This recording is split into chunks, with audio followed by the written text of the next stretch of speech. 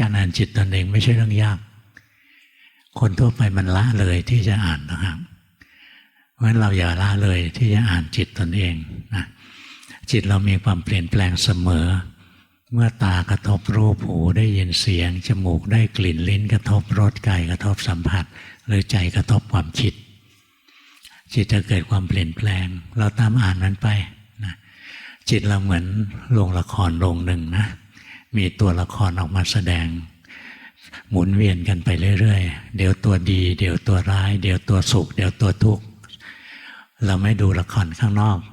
เรามาดูละครในใจของเรานี่เองจิตเราเล่นละครทั้งวันเลยเดี๋ยวก็เป็นพระเอกเดี๋ยวก็เป็นนางเอกเดี๋ยวก็เป็นผู้ร้ายอะไรเงี้ย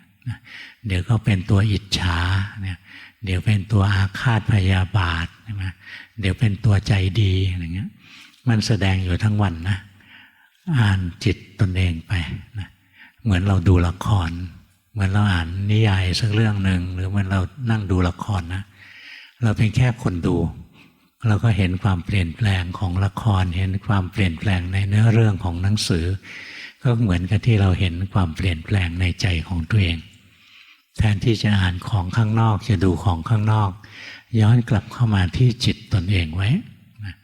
นี่คือการปฏิบัติที่รัดสั้นที่สุดนะครูบาอาจารย์ท่านก็พูดอย่างนี้หลายองค์นะ